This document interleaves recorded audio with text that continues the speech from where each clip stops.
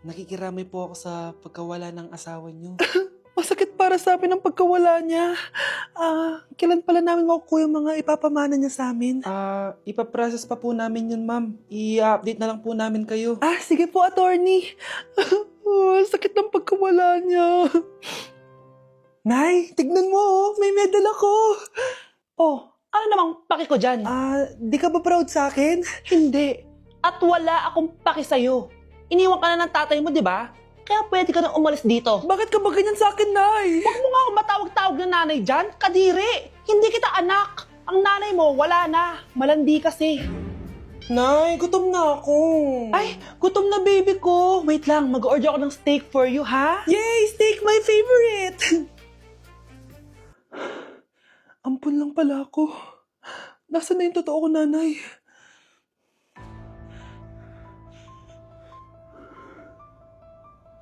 Tulog sila.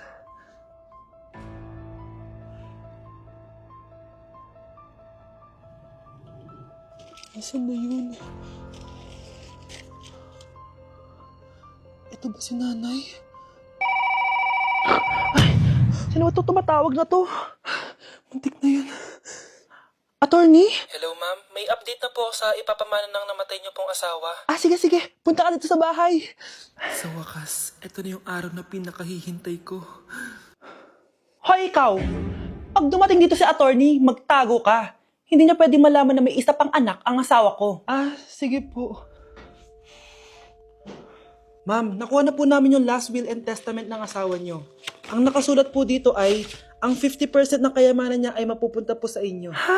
Mali ata yan, attorney. Dapat 100% ang mapupuntang kayamanan niya sa amin. Kami lang ang pamilya niya eh. Bali, ma'am, ang nakasulat po kasi dito ay ang isang 50% po ay mapupunta sa isa niyang anak. Ano? Baka yan yung isa naming anak na nawala. Oo, sa amin na lang yan. Ako ang isa pang anak ni Ramon. Hindi ko alam kung kinakain to.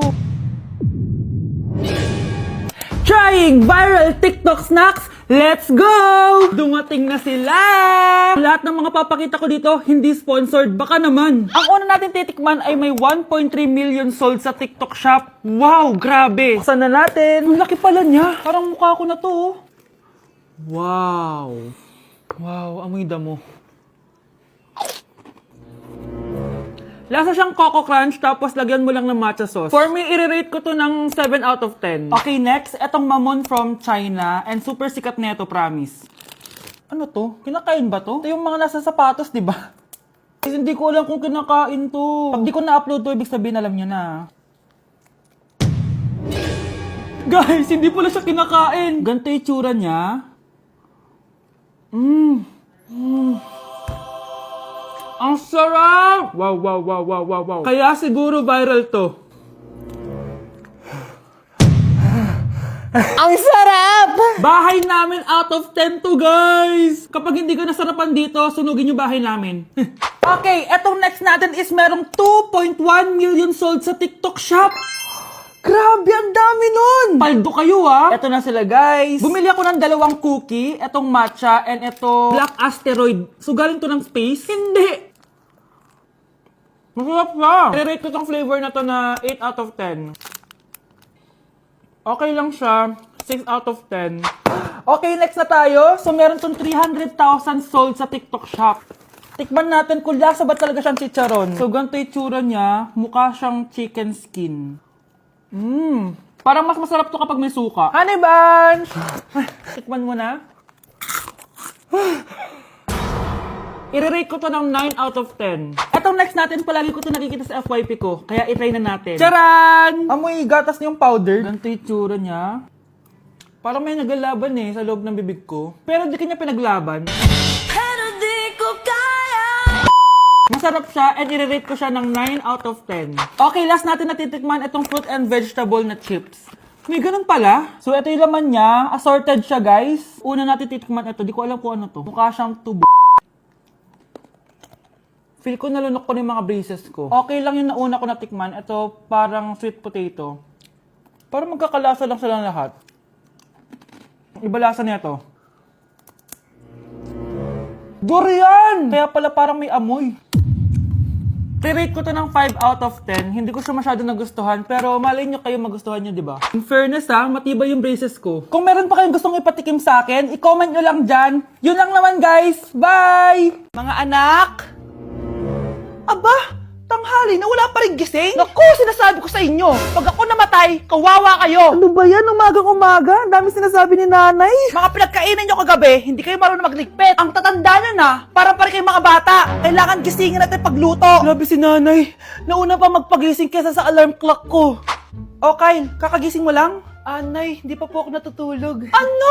Diyos ko po! Nung kabataan namin, 7 p.m. pa lang, tulog na kami. Tapos, ang gising namin, 4 a.m. para pumasok sa school. Walaan ko, Nay. Tumatawid pa kayo ng bundok tsaka ilog para mag-aral, no? Oo, buti nga kayo may hatid sundo pa eh.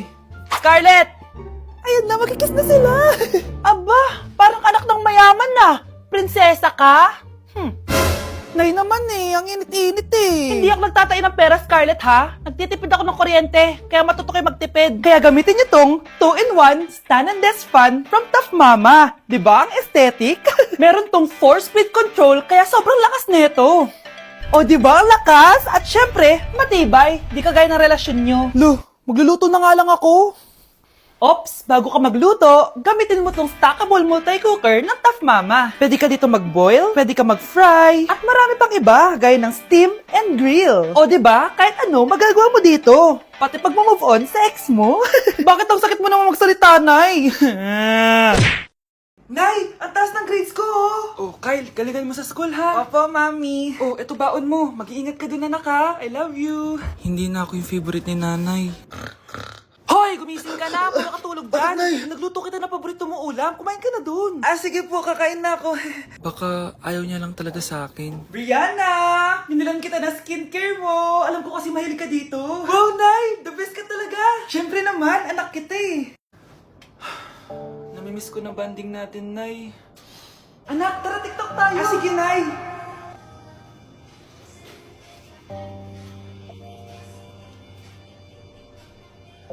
Ano? Paano yun? Ba yan, Nay? Mali-mali ka ng step? Nay, iniwan na ako ng boyfriend ko. Hindi ko na kayang mabuhay. Ay, naku! Okay lang yan, anak. Ang pangit naman ng boyfriend mo eh. Oo nga, Nay, pangit naman yun eh. Alam mo, anak, kumain na lang tayo. Tara. Sige, Nay, kain tayo. Anak, hindi ko na mabasa to. Oh. Ano daw sabi? Nay, binalan kita ng salamin. Alam kong nahihirapan ka na makakita. Wow, thank you, anak. Palala na ng palala yung paningin ko. Sana makita ko pa kayong tumanda. Miss na kita, Nay. Alam kong kahit wala ka na, ako pa rin yung favorite mo. Anak, miss na kita. Nay, salamat sa pagdalaw sa akin. Gusto ko lang sabihin na mahal kita. Pinagsasabi mo dyan? Ginawa mo naman akong patay. Buhay ka pa pala, Nay. Trip ko lang magdrama dito. Maghugas ka nga ng plato doon. Eto na, Nay. Maghuhugas na ako ng plato. Tumata akong mamatay eh. Huwag niyo ako ikulong!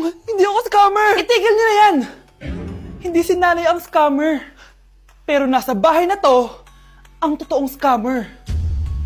Hoy bata, huwag kang mangialam. Wala ka namang ebidensya. Pero, Nay, alam ko hindi ko yung scammer. Tara na, sumama ka na sa akin. Mga anak, aayusin ko to, ha? Babalik din ako, okay? Kung sino man sa inyo yung totoong scammer, umamin na kayo. Nakulong si nanay, di ba? Ate, walang may gustong makulong si nanay. Tsaka bakit kami lang tatlo sinisisi mo? Eh baka ikaw talaga yung totoong scammer. Imbes na magsisihan tayo, magtulungan na lang tayo para kay nanay. Malalaman ko rin ng totoo. Delivery po. Gabi na, may nagde-deliver pa?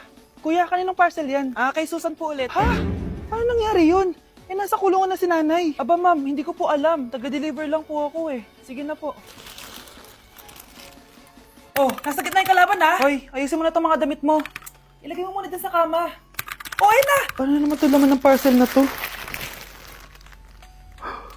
Nakakainis, talo na naman. Ano ba? Ba't nandito to? Ito ba yung galing sa scam? Sabi ko na nga ba? Ikaw yung scammer! Ate, hindi ako yung scammer. May parcel na dumating at nakapangalan kay nanay. Di ba pang computer to? Eh, ikaw lang naman mahilig mag-computer dito eh. Ano na namang scam ang ginawa mo? Pasalamat ka, minor de edad ka pa. Bawal ka pa makulong.